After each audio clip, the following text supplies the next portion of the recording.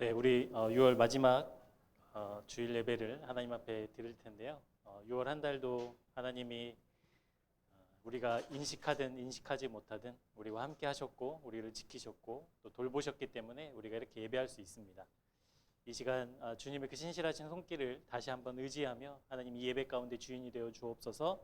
우리가 잘 준비된 마음으로 하나님께 영광스러운 예배 드릴 수 있도록 우리의 마음을 하나님께 드립니다 라는 제목으로 우리 함께 기도하시고 예배를 시작하도록 하겠습니다.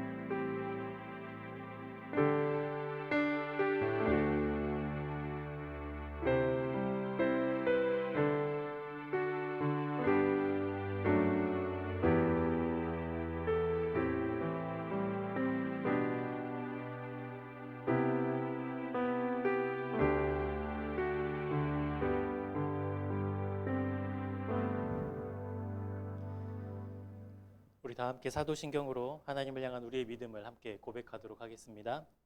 나는 전능하신 아버지 하나님, 천지의 창조주를 믿습니다. 나는 그의 유일하신 아들, 우리 주 예수 그리스도를 믿습니다.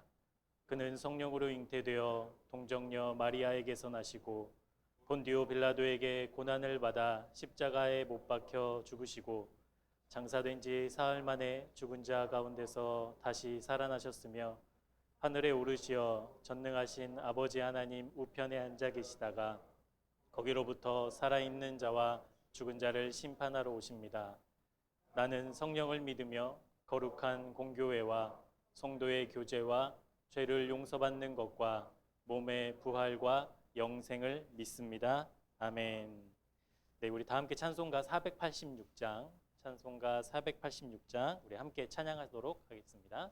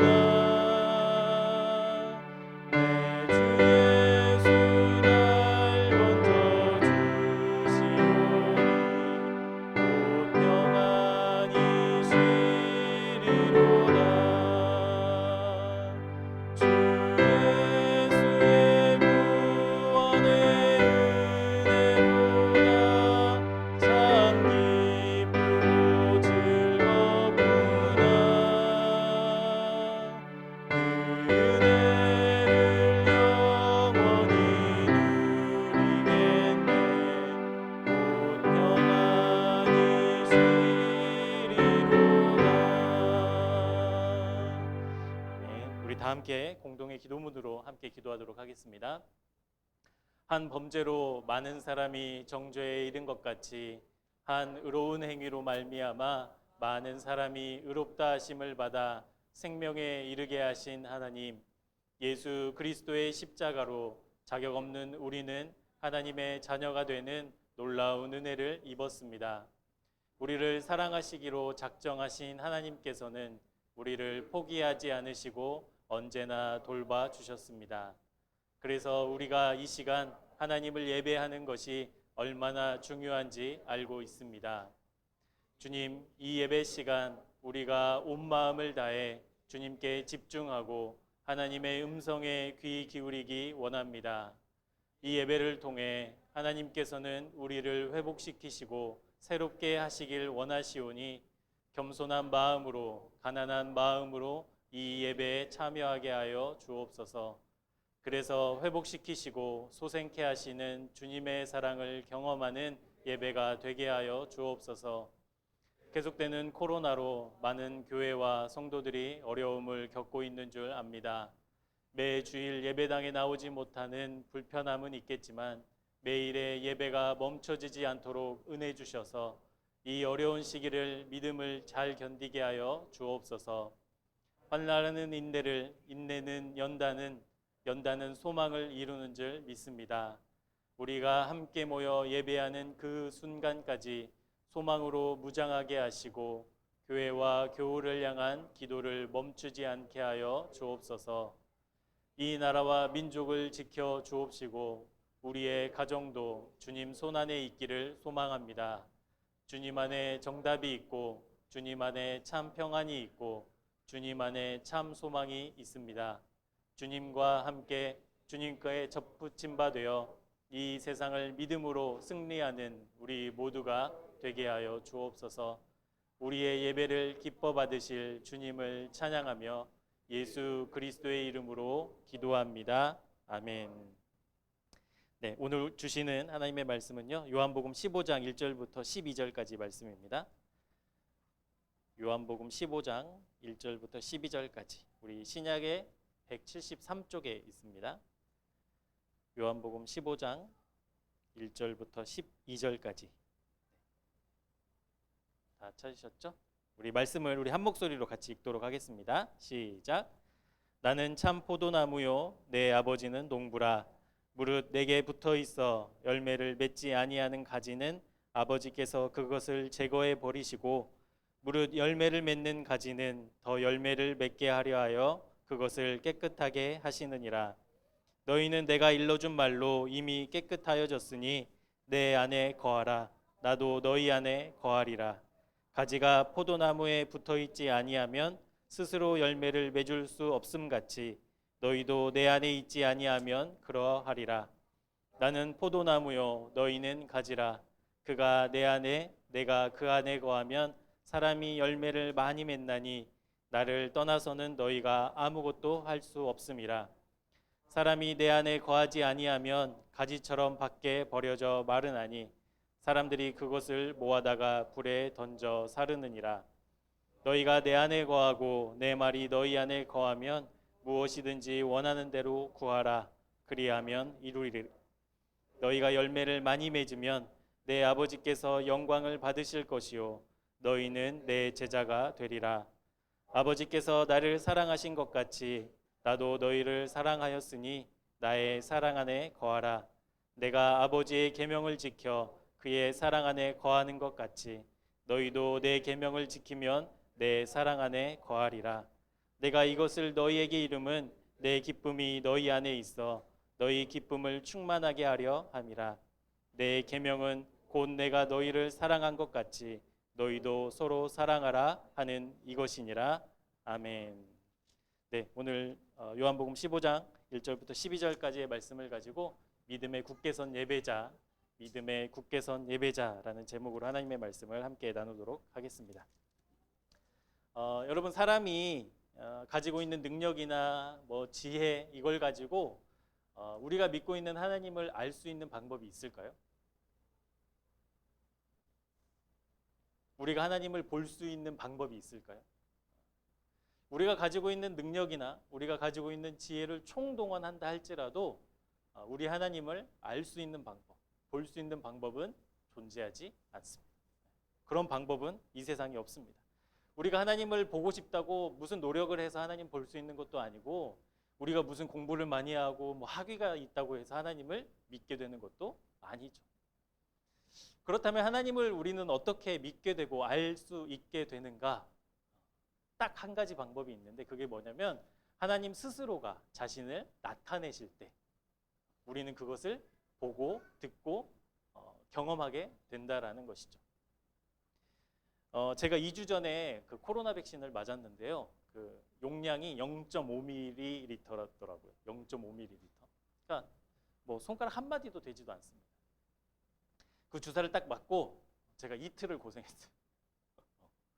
온몸에 힘이 그냥 빠지고 사람이 좀 무기력해지는 것 같기도 하고 몸이 무겁기도 하고 머리도 띵한 것 같기도 하고, 고작 0.5mm 그 주사가 내 몸에 들어왔는데 일상생활이 지장을 받을 정도로 우리는 연약하고 능력 없는 존재들이라는 것이죠.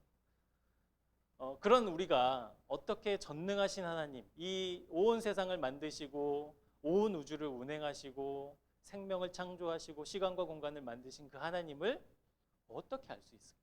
그것이 내 능력으로 되는 일인가? 제가 다시 한번 뼈저리게 느끼게 되었습니다.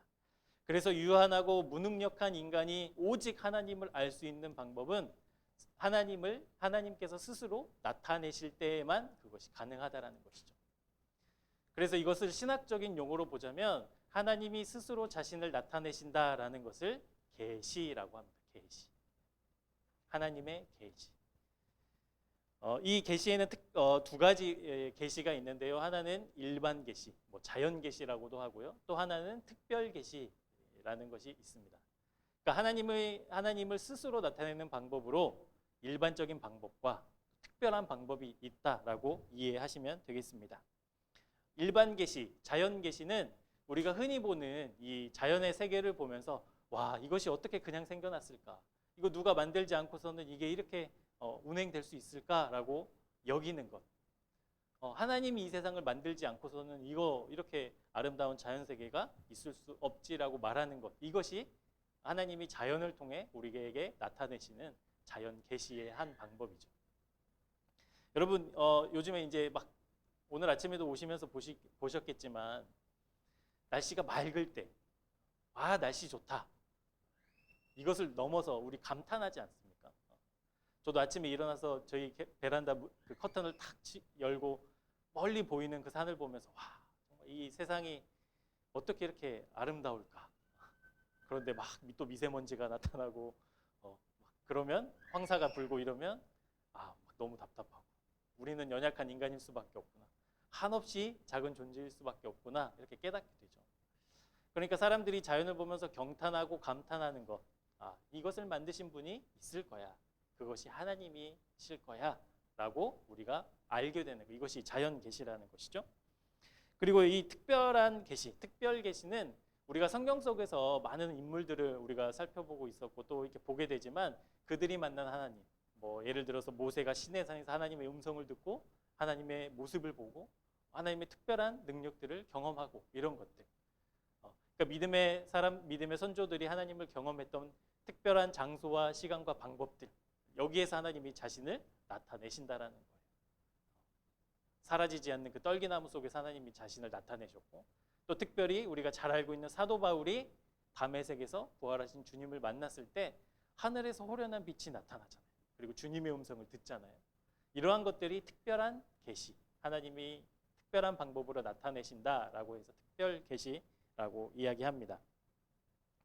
근데 여러분 이 특별 계시를 조금 더 확대해 본다면 여러분 지금 손에 들고 있는 성경책, 이것도 하나님이 자신을 나타내시는 특별한 계시. 그러니까 특별 계시 안에는 우리가 특별한 경험, 특별한 음성, 특별한 체험을 해야만 그것이 특별 계시가 아니라 우리 손에 지금 들려 있는 성경 역시도 하나님의 특별 계시라는 것입니다. 우리가 잘 알고 있는 디모데후서 3장 16절 17절 말씀을 우리 쉬운 성경으로 우리 함께 같이 읽어보도록 하겠습니다. 시작. 모든 성경 말씀은 하나님께서 감동을 주셔서 기록되었기 때문에 진리를 가르쳐주며 삶 가운데 무엇이 잘못되었는지 알게 해줍니다. 또한 그 잘못을 바르게 잡아주고 의롭게 사는 법을 가르쳐줍니다. 말씀을 통해 하나님을 바르게 섬기는 자로 준비하게 되고 모든 좋은 일을 할 수 있는 사람으로 자라게 됩니다. 그러니까 성경이 무엇을 나타내고 있는가? 성경은 하나님을 나타내고 알려주고 우리에게 가르쳐주고 계시다라는 것이죠. 그래서 말씀 역시도 하나님이 우리에게 하나님을 나타내시는 특별 계시라는 것입니다. 그런데 여러분 이 자연 계시와 특별 계시가 둘 다 중요한데 여러분 만약에 자연 계시만 있다면 사람들이 하나님을 알 수 있을까요? 없을까요? 자연 계시만 있다면 하나님을 알 수 있겠죠. 와, 이 세상을 지으신 하나님 참 대단하다. 어떻게 이 작은 씨앗에서 놀라운 열매가 맺히지? 어떻게 이렇게 계절이 바뀌지? 어떻게 사람이 이렇게 정교하게 만들어졌지? 자연 계시를 통해 우리는 하나님을 충분히 인식할 수 있어요. 그런데 문제는 뭐냐면 자연 계시를 가지고 그 하나님이 무슨 일을 하셨는지는 우리는 알 수 없다라는 거예요. 그러니까 나는 자연 계시를 통해 하나님 계시는 걸 믿어라는 것은 우리가 반쪽만 아는 거예요. 오직 특별 계시, 말씀, 성경을 통해서만 하나님이 나를 위해서 무슨 일을 어떻게 왜 하셨는지를 우리가 비로소 알게 된다는 거예요. 그러니까 하나님을 더 정확하게 알 수 있다라는 것이죠. 그래서 이 말씀 안에서 우리는 우리를 위해서 어떤 사랑으로, 어떤 구원의 역사로, 어떠한 계획으로 우리를 지으시고 빚으셨는지, 온 세계를 만드셨는지 비로소 깨닫게 됩니다. 그리고 더 중요한 것은요, 여전히 말씀을 통해서 하나님을 만나게 된다는 사실이에요. 지금도. 그런 의미에서 보자면 여러분, 이 우리가 드리는 예배, 이 예배는 하나님이 하나님을 나타내시는 계시의 시간인 줄 믿습니다. 하나님이 이 시간을 통해서 하나님을 나타내고 계세요. 하나님을 드러내고 계세요. 예배의 모든 순간을 통해서 우리가 하나님 자신을 나타내고 있다는 것이죠. 그래서 예배의 주관자 되시는 주님께서 그 주님을 나타내시는 이 예배가 중요하지 않다 말할 수 없는 것이죠. 너무 중요한 것이죠. 그 중요함은 아무리 강조해도 지나치지 않을 정도로 이 예배는 너무 중요하다라는 겁니다. 그래서 이 예배라는 말의 그 의미를 좀 함께 살펴볼 텐데요. 이 예배라는 단어로 히브리어는 어떻게 쓰였냐면 아바드, 샤라는 단어로 성경에 기록되어 있습니다. 아바드, 샤하 이 단어는 무슨 의미냐면 봉사, 섬김이라는 뜻을 가지고 있는 단어예요. 그러니까 예배가 어떻다라는 거예요? 봉사하고 섬기는 의미를 가지고 있다라는 거예요. 샤라는 단어는 어떤 의미가 있냐면 존경의 마음으로 머리를 숙이고 경배하다라는 뜻을 가지고 있어요. 밑에 있는 세 가지 단어는 헬라어 단어인데요. 헬라어로 프로스키네오라는 것은 절하다라는 뜻이에요. 프로스키네오. 그리고 라트레이아는 종이 상전을 모실 때 하는 그런 행동들, 섬기는 행위들, 이것을 라트레이아라고 얘기를 하고, 레이투르기아는 하나님께 바치는 봉사라는 의미로 쓰여져 있습니다. 그러니까 구약의 히브리어든 신약의 헬라어든 이 예배라는 단어에 함축된 의미는 뭐겠어요? 하나님 앞에 우리가 어떻게 나아가야 된다? 섬기는 마음, 경배하는 마음, 고개 숙이고 겸손하게 종이 상전을 모시듯이 우리는 그렇게 예배해야 한다라는 것이죠. 그러니까 예배가 단순히 일주일에 이거 예배 빠지면 괜히 일주일 동안 무슨 큰일 날 것 같고 불안해서 예배 드려야 돼, 이런 의미의 예배가 될 수 없다라는 거예요. 그리고 또 다른 말로, 또 다른 의미로는 여러분 일주일에 한 번 예배를 지켰기 때문에 내 믿음의 상태와 내 믿음의 건강이 지금 괜찮구나 라고 판단해서도 안 된다라는 거예요. 여러분 종이 상전을 섬기는데 일주일에 하루 할 수 있습니까? 노예가 주인을 섬기는데 일주일에 하루만 하고 나머지는 쉴 수 있어요? 없죠. 그러니까 예배는 어떤 의미냐면 매일매일 순간순간 지속적으로 우리가 주님 앞에 엎드리고 고개 숙이고 경배하고 주님 앞에 봉사하는 것이 예배라는 의미입니다.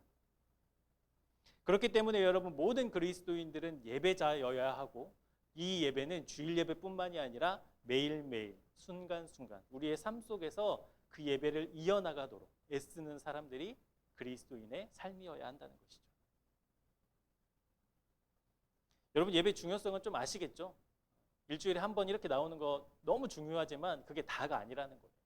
근데 여러분 예배의 중요성은 알겠는데, 그러면 예배가 중요하기 때문에 우리가 예배를 더 잘 드려야 될 텐데 어떻게 하면 우리가 예배를 더 잘 드리는 것인가, 이런 의문이 들지 않습니까? 방법이 도대체 무엇일까? 제가 답을 드리죠. 여러분 우리가 예배를 더 잘 드리고 하나님 말씀처럼 신령과 진정으로 드리는 예배가 되기 위해서 우리가 이것을 꼭 해야 되는데, 그게 뭐냐면 예배자가 예배의 대상을 얼마나 정확하게 이해하느냐에 따라서 우리의 예배의 의미가 좌우된다는 사실입니다.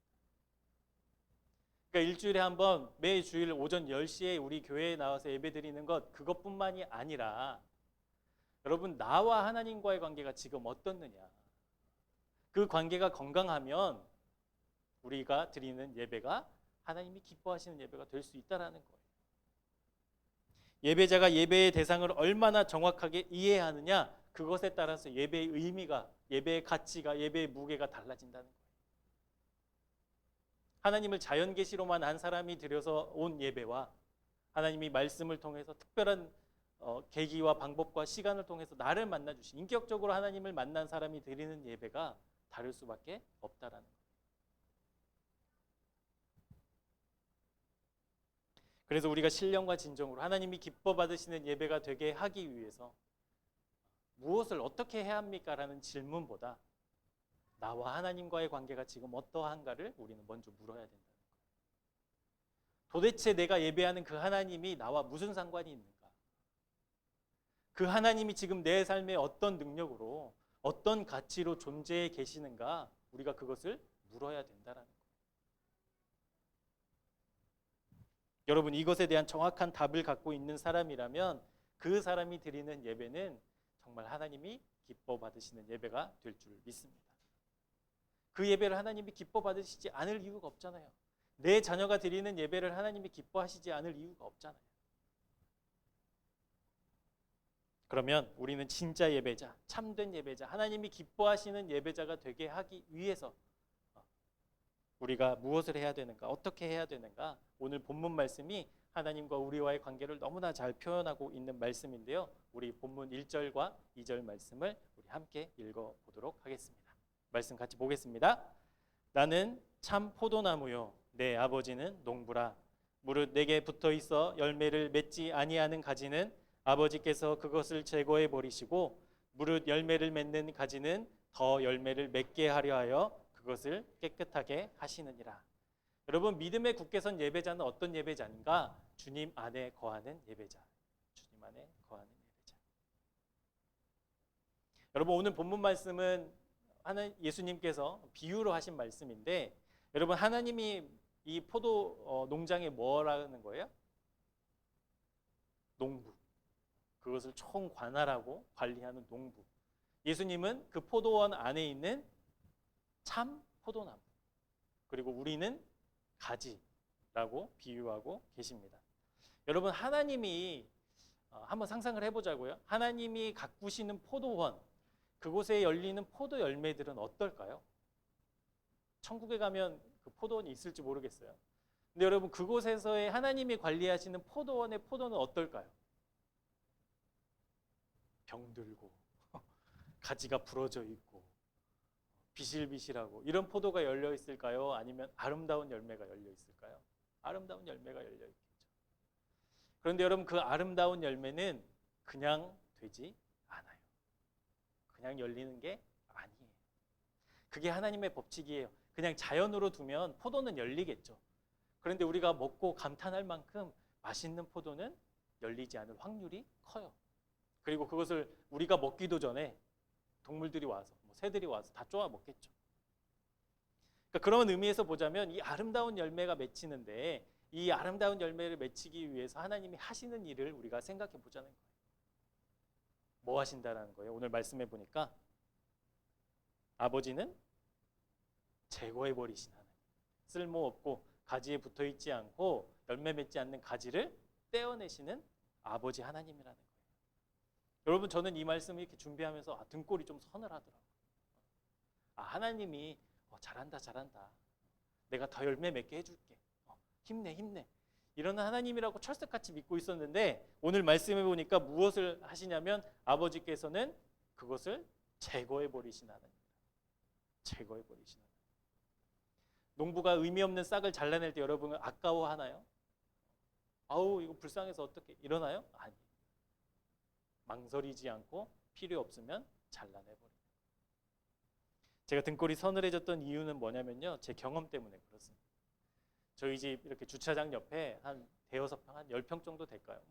작은 텃밭이 있어요. 그래서 아이들과 함께 그것을 좀 일궈가지고 올해는 거기에다 좀 여러 작물을 심고, 아이들을 코로나로 어디 나가지도 못하는데 가서 물도 주고 열매도 따먹고 하려고 이제 이렇게 마련을 해놨거든요.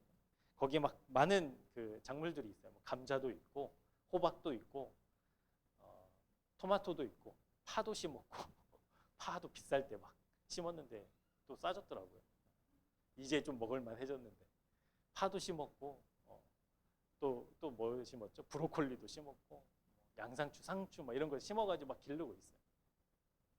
근데 이제 토마토라는 것을 기르면서 제 아내가 저에게 얘기하더라고요. 이렇게 막 관리하다가 이 줄기와 줄기 사이에 난 싹이 있대요. 그것을 이렇게 뽑아줘야 된다는 거예요. 근데 보면 그 싹도 살려고 막 잎을 피우거든요. 근데 여러분 그걸 안 잘라주면 어떻게 되냐면 토마토가 잎이 막 무성해져요. 근데 열매는 거둘 게 없어요. 잎은 무성해서 잘 자랄 것 같은데 그러지 않아요. 막 영양분이 다 이리저리 다 나눠지니까. 그래서 줄기와 줄기 사이에 된 싹은 하여튼 싹이 보인다 그러면 그냥 뽑아줘요. 그래서 저도 이제 퇴근하고 집에 들어가기 전에 이렇게 둘러보다가 싹이 있으면 다 잘라요. 떼어내요. 근데 여러분 그때 제 마음이 어떻냐면 아무렇지도 않아요. 왜냐하면 필요 없으니까. 있으면 손해가 되니까. 그냥 아무 의미 없이 잘라내요. 하나님이 가꾸시는 포도원에 열매 맺지 못하고 의미 없고 그 줄기에 붙어 있지 않은 가지를 잘라내실 때 그렇게 잘라내실 것 같은 마음이 들어서 제가 등골이 서늘해지더라고요. 어머 어떡해 네 인생 이러면 안 되는데 그것도 한두 번이죠. 하나님이 열매를 위해서는 그걸 잘라내 버리시네. 등골이 막 서늘해지네. 큰일 났다. 정신 차려야지.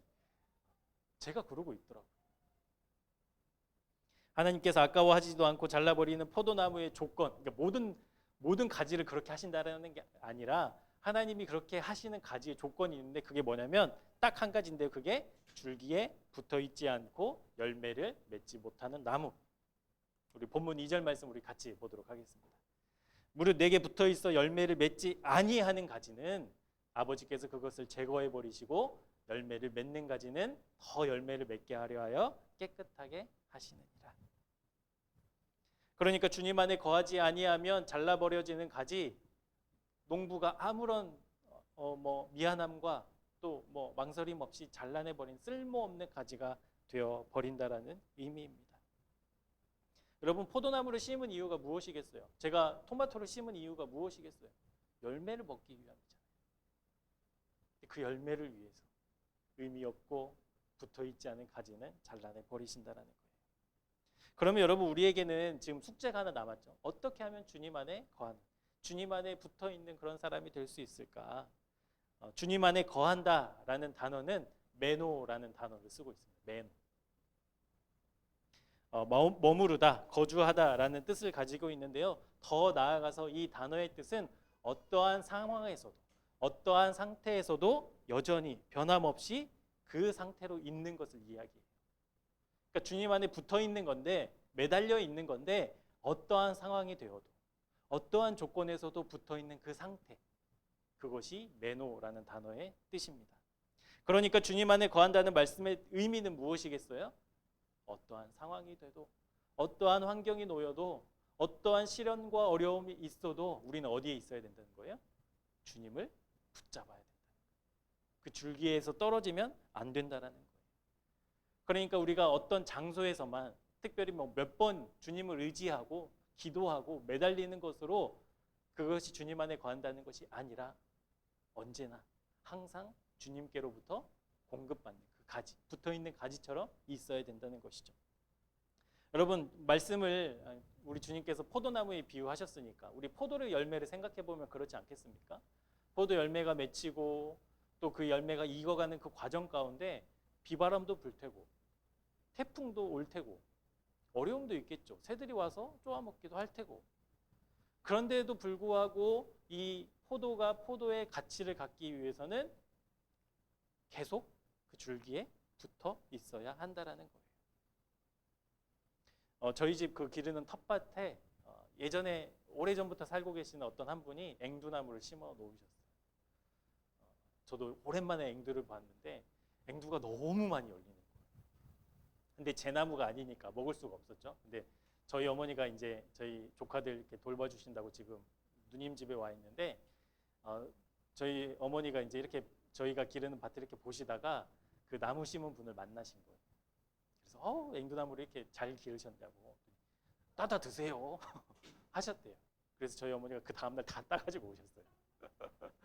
다 따가지고 저희 집에 이렇게 한 봉다리 주시면서 이거 먹으라고. 그래서 이걸 어떻게 먹을까 하다가 설탕에 재서 여름에 얼음 동동 띄워가지고 사이다랑 그 설탕 액기스랑 아니, 그 뭐죠? 앵두 액기스랑 해가지고 마셔야지 해서 설탕에 딱 재워놨어요.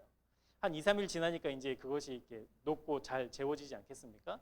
그래서 먹으려고 뚜껑을 딱 열었는데 어떤 색깔이었냐면 하얀 색깔로 변해 있는 거예요. 그 위에가. 그래서 이게 그럴 리가 없는데 하고 봐도 여전히 곰팡이가 피어 있는 것이죠. 이유가 무엇일까? 봤더니 설탕이 녹으면서 이제 앵두가 떠오르지 않겠습니까? 근데 그 앵두가 떠오른 곳에서부터 곰팡이가 시작되더라고요. 근데 정말 신기하게도 설탕 밑으로는 깨끗했어요. 그 조금 앵두가 머리를 뚝 내밀고 거기가 곰팡이가 시작되면서부터 온 병에 그 곰팡이가 다 퍼져버리는 것이죠. 아, 주님 안에 거하는 건 앵두가 설탕에 잠기는 거랑 똑같다. 조금이라도 우리가 벗어나면, 조금이라도 튀어나오면 거기서부터 죄가 시작되는 거예요. 그러니까 설탕에 푹 잠겨진 것은 안전하잖아요. 설탕에 푹 잠겨진 것처럼 우리가 주님 안에 푹 잠겨져 있지 않고 그냥 어중간하게 한 발은 주님께, 한 발은 세상으로. 내 생각이 뭐 어느 정도는 주님께, 어느 정도는 세상으로.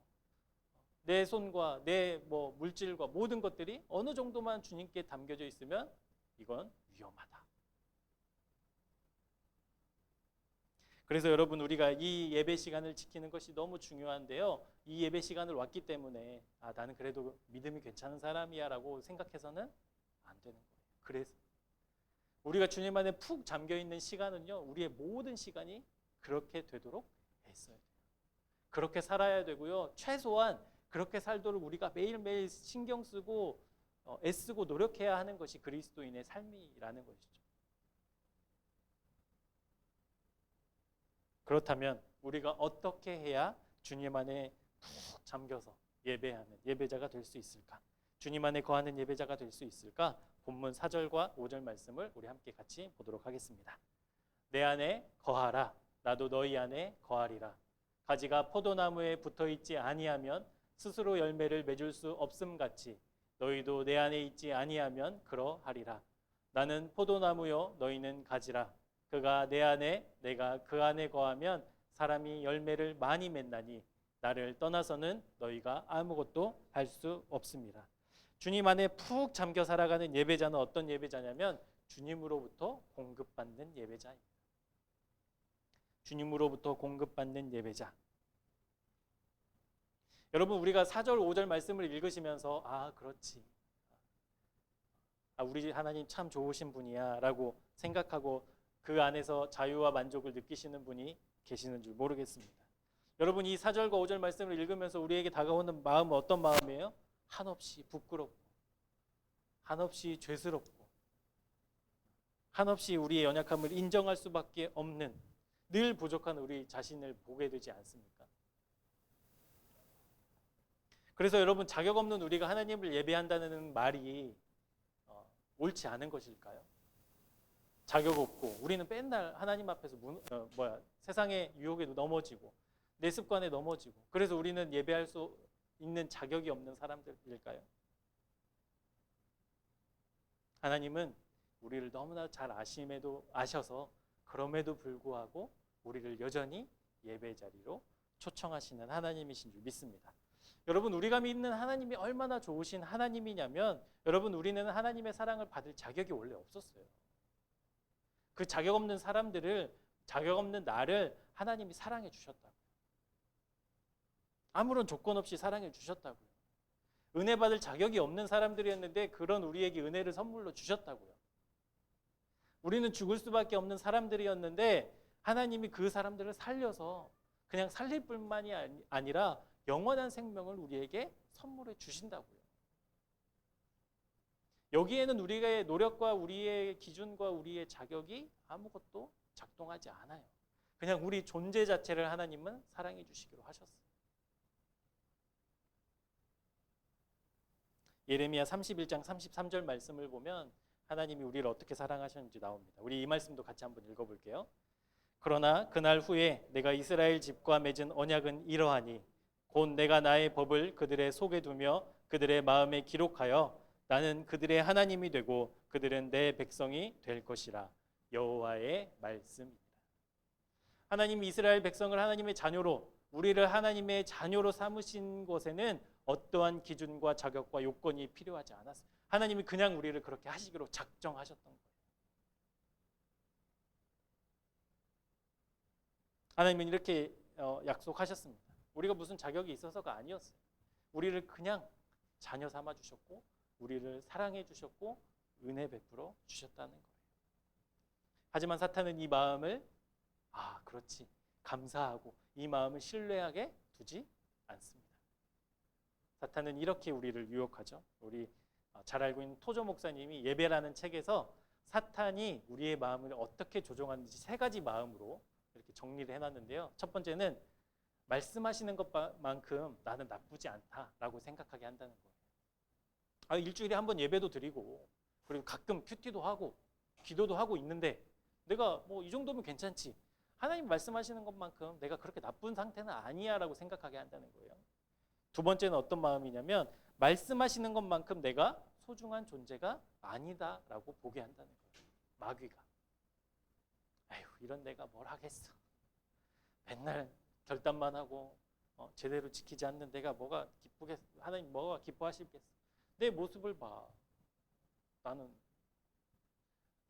하나님이 말씀하시는 것만큼 그렇게 소중한 존재, 하나님이 날 버렸나 봐, 이렇게 생각하게 한다는 거예요.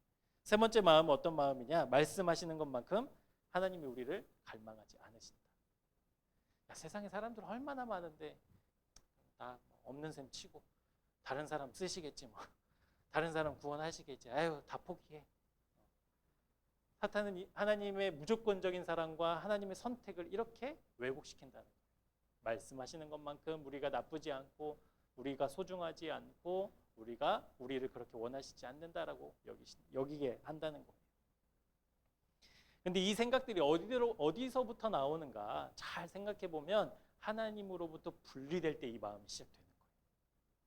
하나님과의 관계가 거꾸러워질 때 이 마음이 파고드는 거예요. 설탕에서 앵두가 머리를 내미는 순간 곰팡이가 시작되는 것처럼 하나님께로부터 분리되는 그 순간부터 이 마음이 시작되는 거죠. 그래서 믿음의 선조들은 죽음에 이르는 7가지 죄를 정했는데 그 죄 중에 하나가 바로 나태라는 거예요. 나태. 이 상태가 지금 나태라는 거예요. 나태. 소설가 세이어즈라는 사람이 있는데요. 이 나태에 대해서 이 소설가는 어떻게 말하고 있는지 한번 잘 들어보십시오.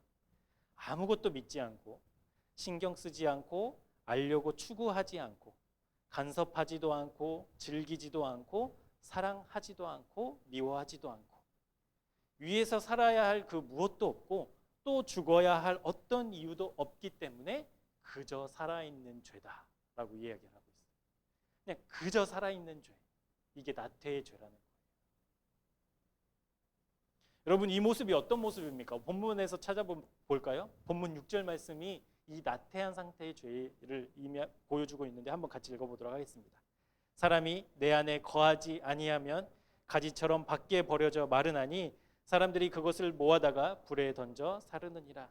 주님으로부터 공급받지도 못하고 스스로의 생각과 스스로의 판단으로 나태에 빠진 사람의 상태가 주님으로부터 떨어진, 말라버리는, 그래서 혼자의 힘으로 스스로 노력해서 살아보려고 하지만 결국은 줄기로부터 떨어진 가지는 점점점 마를 수밖에 없는 것이죠.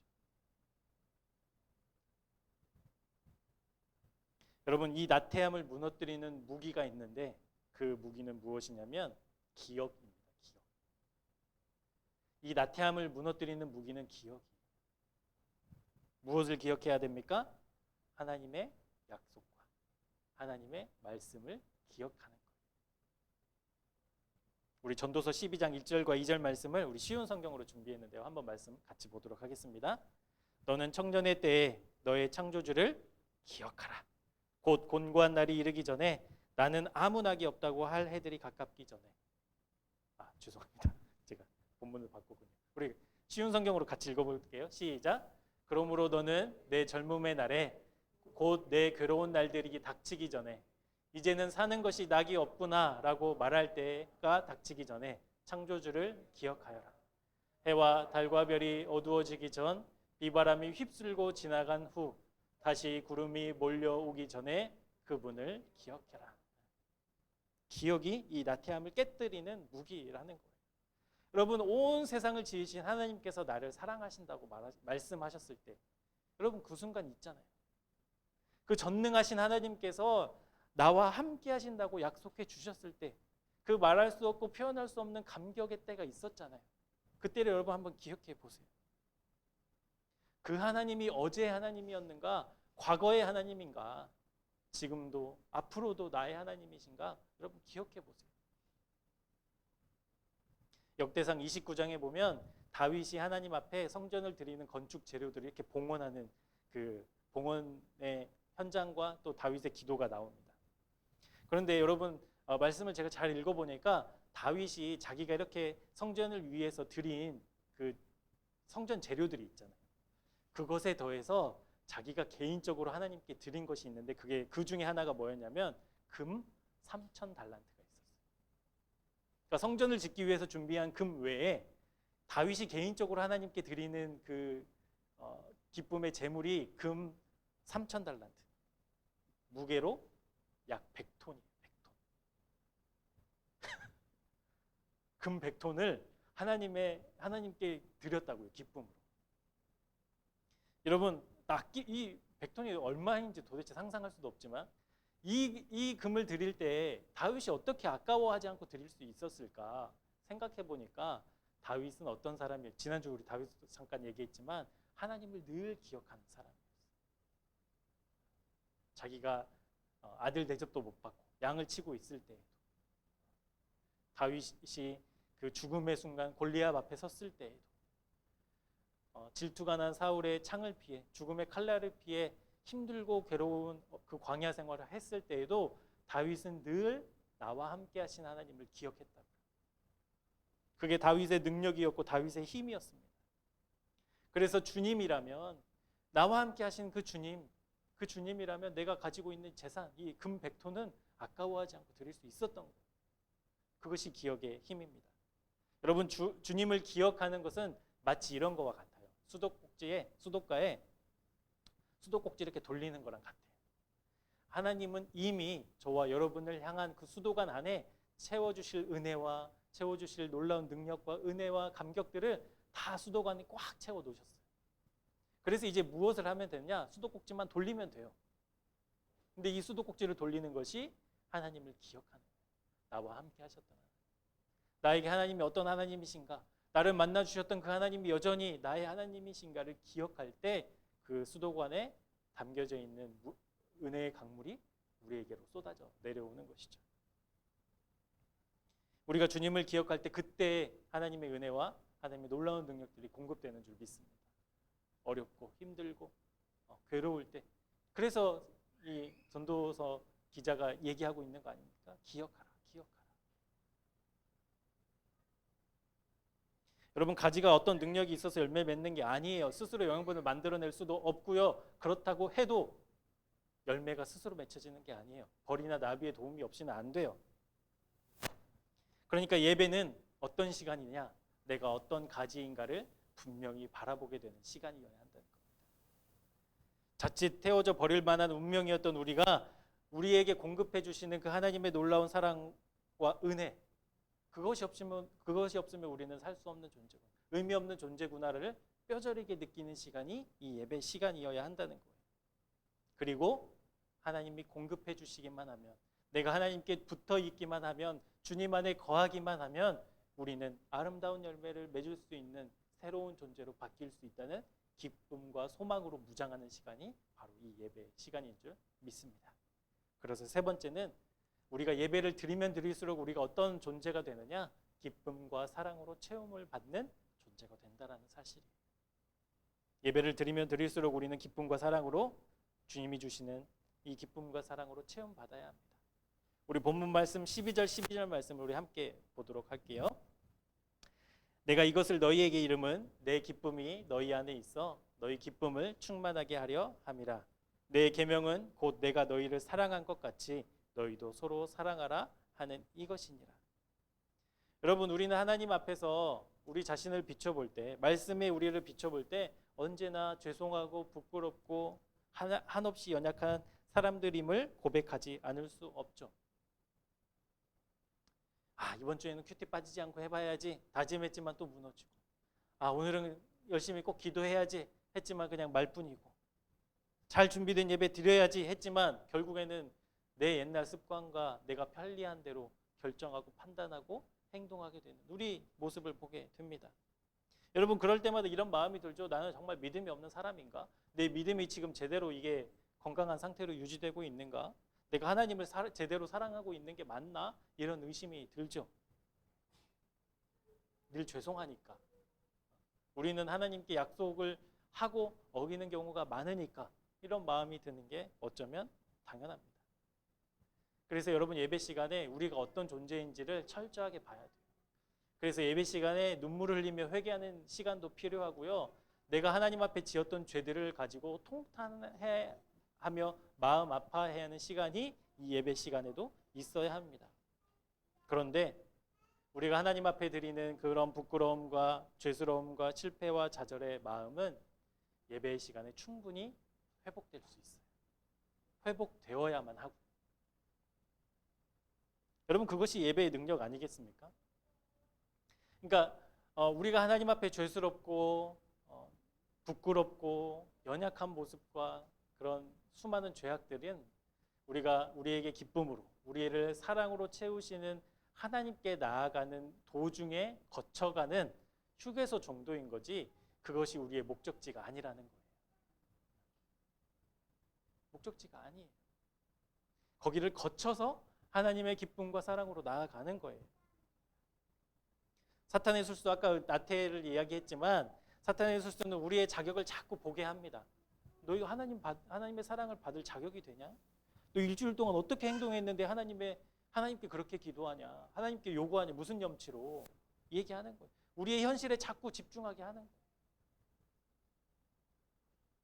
그래서 사탄은 그 의심을 가지고 하나님의 약속과 변치 않는 하나님의 사랑을 보지 못하게 합니다.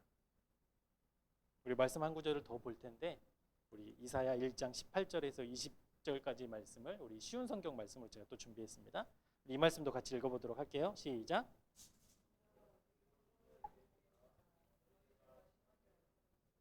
눈처럼 깨끗해질 것이며 너희 죄가 진홍색처럼 붉을지라도 양털처럼 희어질 것이다. 너희가 기꺼이 내게 복종하면 땅에서 나는 좋은 작물을 먹을 것이다. 그러나 나를 따르지 않고 등을 돌리면 너희 원수의 칼에 망할 것이다. 이것이 여호와께서 친히 하신 말씀이다. 전능하신 하나님께서 무슨 이야기를 하고 있는 거예요? 너희 와서 한번 얘기해보자. 너희 죄를 내가 용서할 거야. 깨끗하게 할 거야. 근데 나에게 붙어있지 않고 나와 함께 하지 않고 나에게 복종하지 않으면 근데 그건 없어 라고 얘기하고 있는 것이죠. 그러니까 여러분, 이것이 우리가 망했다라는 거예요? 살 수 있다는 거예요?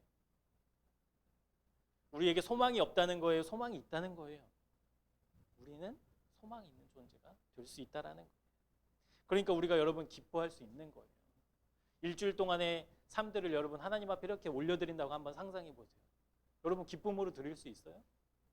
여러분의 시간과 마음과 여러분의 물질과 여러분이 일주일 동안 생활을 하나님께 정말 만족하며 드릴 수 있어요? 없어요. 숨기고 싶죠. 안 드렸으면 좋겠고. 근데 그거는 휴게소라니까요. 잠깐 거쳐가는 거예요. 결국에는 우리는 기쁜 마음으로 내 시간과 내 삶과 내 생명을 하나님께 드릴 수 있는 존재가 될 수 있다고 하나님 말씀하고 계시는 거예요. 그러니까 예배를 통해서 우리는 뭘 하는 거예요? 기뻐하는 거예요. 여러분, 예배 끝나고 어떤 마음으로 가셔야 돼요? 기쁜 마음으로 가셔야 돼요. 아우, 개운해. 이제 일주일 동안 또 내 마음대로 이게 아니라, 아유, 하나님 죄송합니다. 하나님 부끄럽습니다. 염치 없습니다. 그런데 하나님 여전히 날 사랑하시는 줄 믿고 감사하며 기쁨으로 나아가는, 그것이 우리가 예배당을 떠날 때 가져야 될 마음이라는 거예요. 그러니까 우리가 더 이상 과거에 얽매이시지 않았으면 좋겠어요.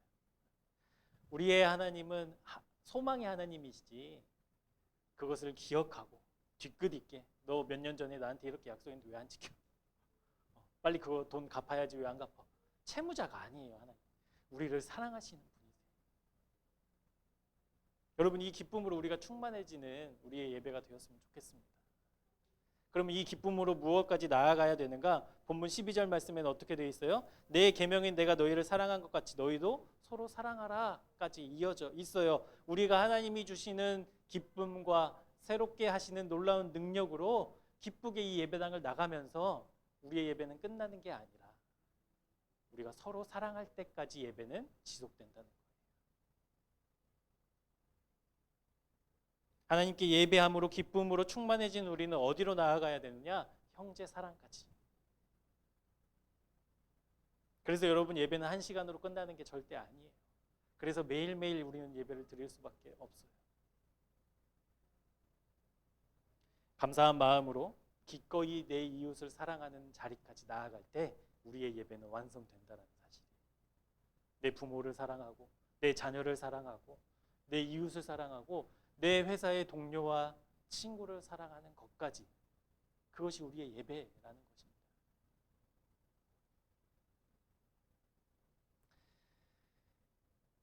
근데 그것이 쉽지 않잖아요. 어렵죠. 그래서 우리는 늘 이렇게 기도해야 됩니다. 하나님, 저에게 기쁨을 채워주셔서 감사합니다. 그 기쁨으로 기꺼이 사랑할 수 있는 마음을 허락해 주옵소서. 이것이 매일의 기도가 되어야 돼요. 아까도 말씀드렸다시피 하나님이 가꾸시는 포도원도 그 열매가 그냥 열리는 게 아니라니까요. 떼어낼 건 떼어내고 영양분을 줄 건 주고 하나님이 그렇게 관리하시는 거예요. 그러면 우리도 어떻게 해야 됩니까? 우리가 하나님이 채워주신 그 기쁨으로 그냥 자연스럽게 사랑할 수 있게 되는 게 아니에요. 기도하고 애쓰고 노력하고 시도해야만 그 사랑의 열매가 맺히는 것이죠. 사랑하는 여러분, 오늘 말씀은 우리가 열매 맺지 않고 또 하나님께 붙어있지 않으면 다 떼어내버려서 그냥 불에 태워버리겠다, 절망과 좌절과 하나님이 우리를 포기하시겠다라는 말씀이 아니에요. 오늘 말씀은 여전히 우리는 자격이 없지만, 여전히 부족하고 여전히 부끄럽지만, 그럼에도 불구하고 하나님이 우리를 능력의 손으로 붙들어 주시겠다라는 말씀이에요. 그러니까 떨어져 있다면 얼른 줄기에 가지를 붙이고, 주님으로부터 공급받지 않았으면 얼른 주님을 기억함으로 주님으로부터 공급받아 열매 맺는 삶으로 새롭게 거듭나라라고 말씀하고 있는 거예요. 여전히 내 감정과 내 기분과 느낌을 의지하고 있다면 하나님의 말씀을 기억하시기 바랍니다. 하나님의 약속을 기억하시기 바랍니다. 나와 하나님 지금 어떤 관계인지를 점검하고 믿음의 굳게 선 예배자가 되기 위한 삶을 이제부터 여러분 시도해 보셨으면 좋겠어요. 근데 우리가 일주일에 하루, 이 1시간 그 결단으로만 나아간다면, 지금까지 해왔던 것처럼 우리가 예배하고 살아온다면 하나님의 때에 농부 되신 주님께서 그 가지를 떼어내 버리실 수 있다라는 그 두려운 마음을 갖고 우리가 이 예배를 앞으로 믿음의 굳게 선 예배자로 우리의 예배를 더 아름답고 기쁘게 하나님께 드리기 되시기를 주님의 이름으로 축복합니다. 믿음의 굳게 선 예배자가 다 되시기를 바라고 우리 함께 기도하고 설교를 마치도록 하겠습니다. 예배는 우리의 모든 인격을 하나님께 내려놓는 것입니다. 하나님의 거룩하심 안에서 우리의 의식을 솟행케 하는 것입니다. 주님의 진리로 우리의 생각을 자라게 하며 주님의 사랑을 향해 우리의 마음을 여는 것입니다. 주님, 우리가 주님을 예배함으로 날마다 주 안에 거하게 하여 주옵소서. 가지가 줄기에 붙어있지 않고서는 아무런 열매도 능력도 없습니다. 우리는 철저하게 가지여야 합니다. 매 순간 예배가 주님의 뜻에 우리의 의지를 복종시키는 시간들이 되게 하시고 기쁨으로 사랑의 사람들이 되게 하여 주옵소서. 시간과 장소를 뛰어넘는 예배의 감격과 은혜를 체험하게 하시고 매일의 예배뿐 아니라 매주일 우리 새생명교회의 예배가 주님 안에서 아름다운 축제로 드려지게 하여 주옵소서. 특별히 형제 사랑과 이웃 사랑을 명령하셨으니 사랑하는 우리 모두가 되게 하여 주옵소서. 예수님의 이름으로 기도합니다. 아멘. 네, 우리 함께 찬양하실 텐데요. 여러분, 우리가 원하든 원하지 않든 하나님 앞에 설 수밖에 없는, 하나님 앞에 살아갈 수밖에 없는 존재들입니다. 그래서 우리는 늘 주님 앞에 서 있다라는 의식을 가지고 살아야 하는데요. 그 하나님 앞에 우리가 제대로 서 있을 때 우리는 참된 예배자가 될 줄로 믿습니다. 우리 함께 찬양하실 때 그 우리를 부르시고 우리와 함께 하시기 원하시는 주님 앞에 하나님 우리가 믿음으로 또 결단으로 주님 앞에 나아가겠습니다라는 마음을 담아 우리 함께 찬양하도록 하겠습니다.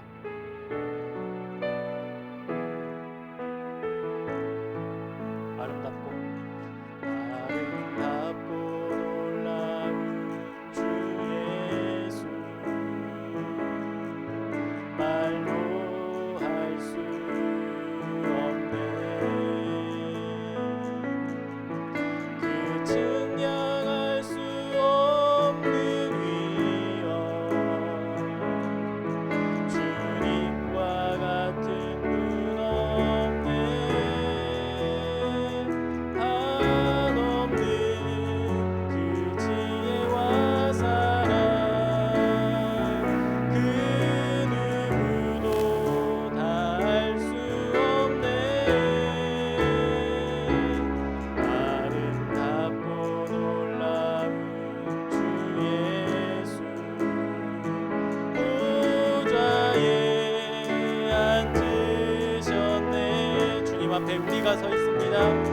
주님 앞에 내가 서 있네 주 앞에 내가 서 있네 주는 거룩하신 하나님 그 앞에 서 있네 아름답고 놀라운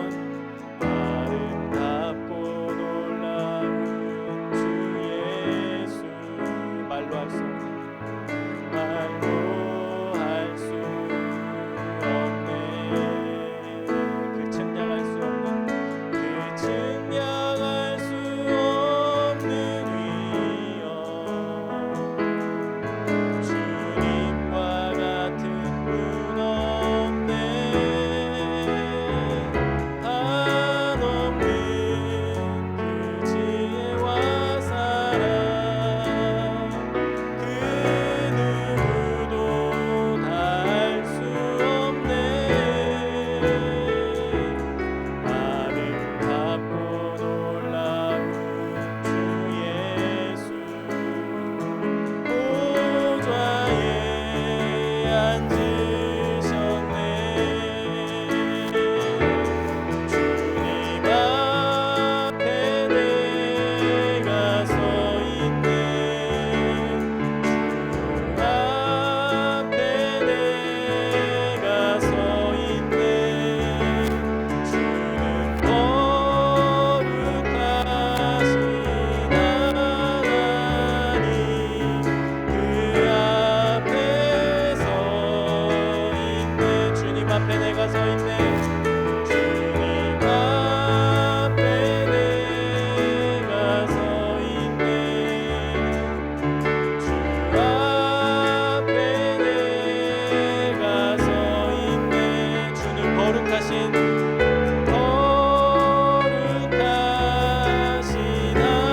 하나님 그 앞에 서 있네 다시 한번 찬양할까요? 주님 앞에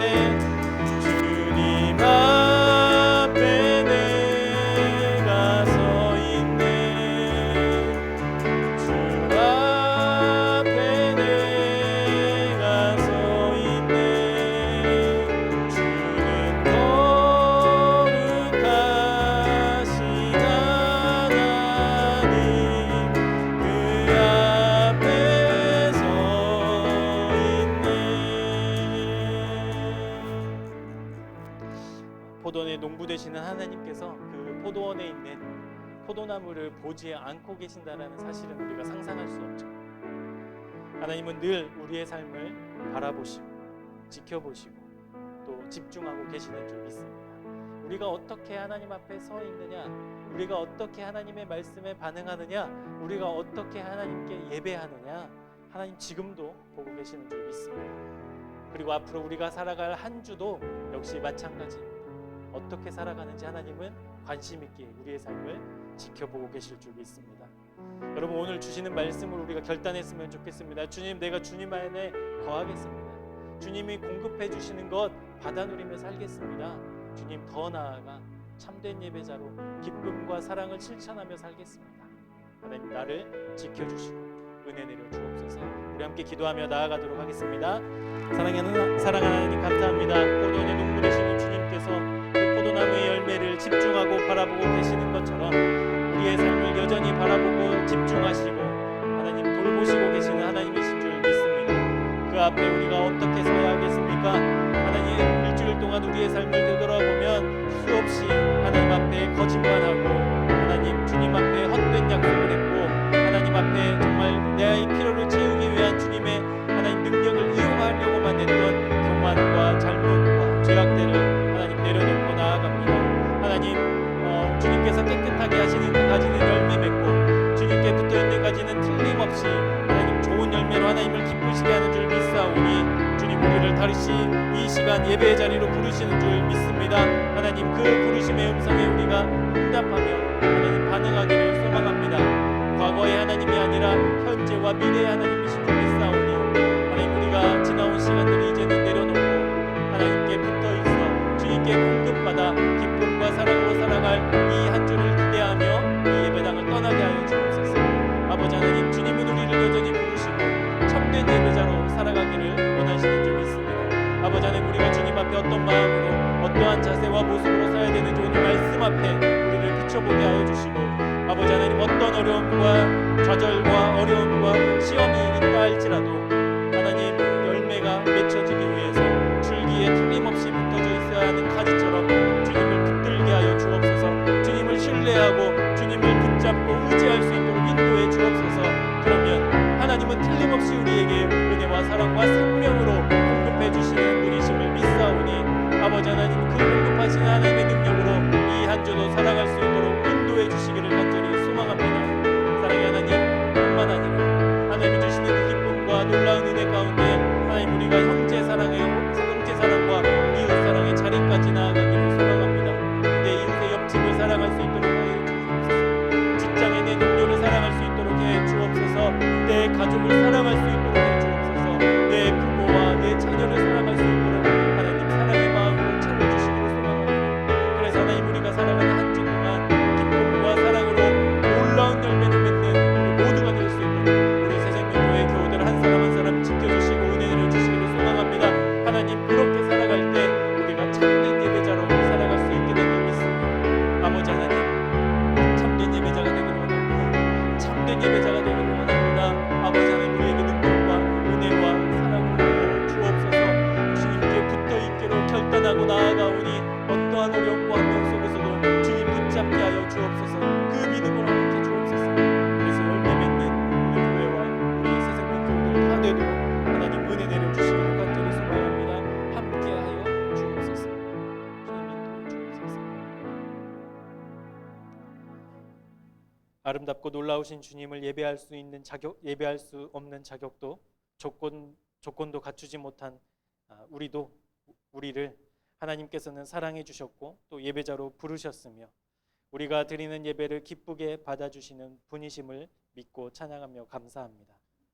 매일의 실패와 좌절과 옛사람의 습관 속에서 하나님을 선택하고 의지하기보다는 내가 편한 대로 내 습관대로 판단하고 생각하고 행동했음을 회개합니다. 주님은 오늘 말씀을 통해 주님께 접붙임 바 되어 공급하시는 하나님으로 말미암아 열매 맺는 삶을 살 수 있음을 알려주셨습니다. 주님을 향한 소망으로 다시 일어나 예배자의 삶을 살아가게 하여 주옵소서.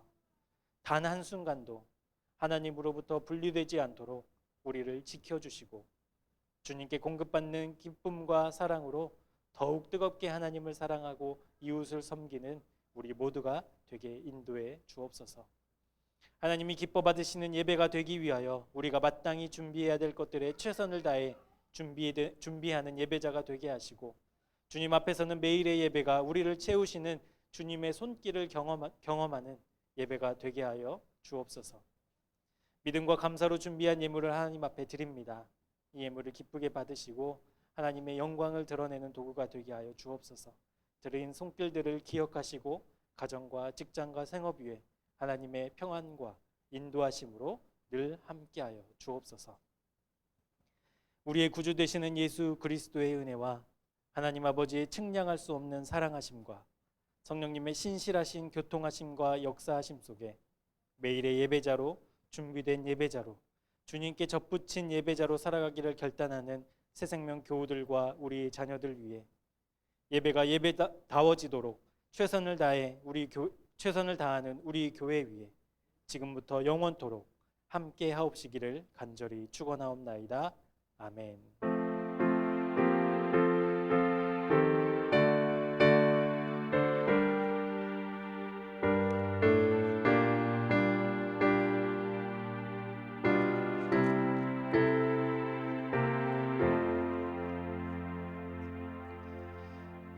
예배를 마쳤습니다. 우리 성도의 교제 함께 하실까요? 참된 예배자가 됩시다.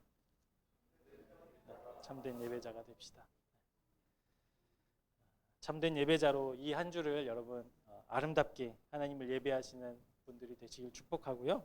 오늘 마지막 6월 마지막 주인데 우리 6월달 암송구절 로마서 12장 1절 말씀을 한번 같이 보도록 하시죠. 다 외우셨나요 혹시? 우리 말씀을 같이 한번 암송해 보도록 하겠습니다. 그러므로 형제들아 내가 하나님의 모든 자비하심으로 너희를 권하노니 너희 몸을 하나님이 기뻐하시는 거룩한 산 제물로 드리라. 이는 너희가 드릴 영적 예배니라. 아멘. 네. 너희 몸을 하나님이 기뻐하시는 거룩한 산 제물로 드리라. 하나님이 기뻐하시는 예배가 어떤 예배이신지 아시겠죠? 여러분의 삶 가운데 정말 아름다운 예배가 매일매일 드려지고 또 하나님이 공급해 주시는 놀라운 기쁨으로 기꺼이 사랑하는 그런 한 주가 되시기를 축복하고요. 광고를 드리자면 다음 주부터 7월부터는 우리가 격주로 좀 이렇게 예배를 드리려고 합니다. 우리 어린이부 예배 같은 경우에는 코로나 이후로 지금 1년 반 동안 예배를 못 드렸거든요. 1년 반 맞죠?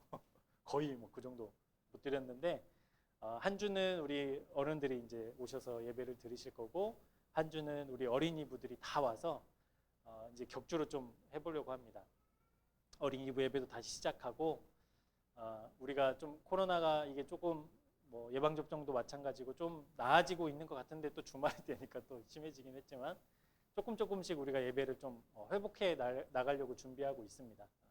이 상황과 또 우리 교회가 잘 이 상황에 적응하고 잘 준비된 그런 교회가 되기 위해서 여러분 저와 우리 민호 목사님 위해서도 좀 기도해 주시고 좀 지혜가 충만할 수 있도록 그렇게 해 주시고 또 혹시나 또 많은 사람들이 또 모이게 되면 아무래도 여러 위험들이 또 생기지 않겠습니까? 하나님 우리 교회를 지켜주시고 이 코로나로부터 우리 교회를 보호해 주옵소서. 우리 교회를 위해서 늘 또 기도해 주셨으면 좋겠습니다. 하여튼 여러분 오늘 말씀처럼 기쁨으로 우리 이 예배당을 떠나시고 또 한 주 동안 하나님 주시는 능력으로 아름답게 살아가시기를 저희도 함께 기도하겠습니다. 예배를 마치겠습니다. 감사합니다.